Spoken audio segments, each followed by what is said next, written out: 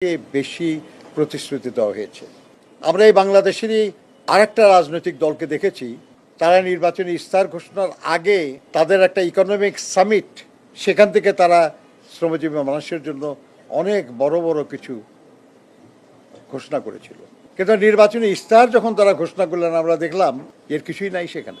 শ্রমিকের মজুরি নির্ধারণের ব্যাপারে তারা বলেছেন মালিক পক্ষের সঙ্গে আলোচনা করে শ্রমিকদের মজুরি নির্ধারণ করা হবে, শ্রমিকদের সঙ্গে আলোচনা না।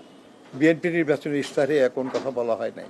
তারা বলেছিলেন যে বন্ধ শিল্প চালু তারা বিভিন্ন প্রক্রিয়ায়, সরকারি মালিকানায়, সরকারি বেসরকারি মালিকানায় বিভিন্নভাবে তারা করবে, কিন্তু তাদের পরবর্তী নির্বাচনী ইস্তাহারে বন্ধ শিল্প চালুর কোনো কথাই বলা হলো না।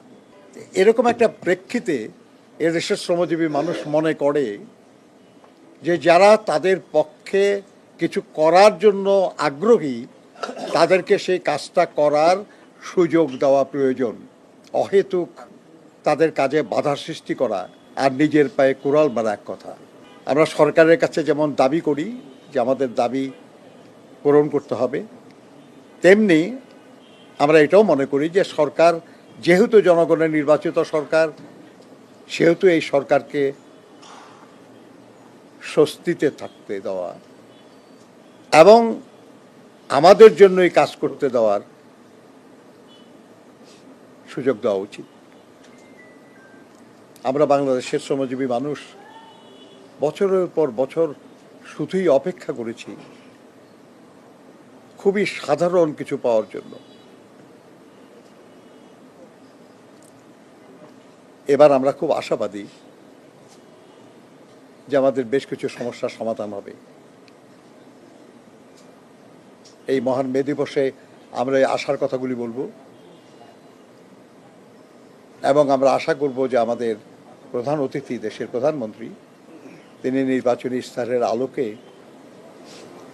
আমাদেরকে আশ্বস্ত করবেন, আমাদের জন্য এমন কিছু বলবেন যেটাতে আমরা আশ্বস্ত হব, খুশি হব। আবার শ্রমজীবী সাংবাদিক ভাই বোনেরা, আপনারা আমাদেরই একজন। মে দিবসের অনুষ্ঠান আপনাদেরই অনুষ্ঠান। আপনাদের সাংবাদিক সংগঠনের পক্ষ থেকেও আপনারা মে দিবসের অনুষ্ঠান করেন। আপনাদের মে দিবসের অনুষ্ঠান আমি নিজেও গেছি, বক্তব্য রাখছি।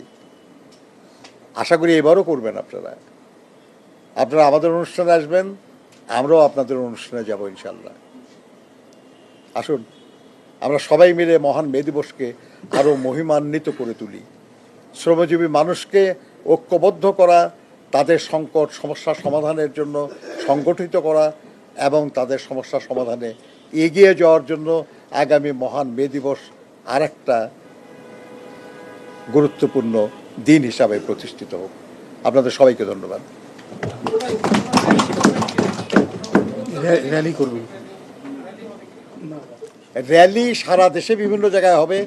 আমরা যেহেতু এই দিন একটা বড় সমাবেশ করছি, আমাদের সবগুলির মিছিল র্যালির মতোই আসবে, কিন্তু ফর্মাল র্যালি আমরা ওই দিন আমরা করব না। আমরা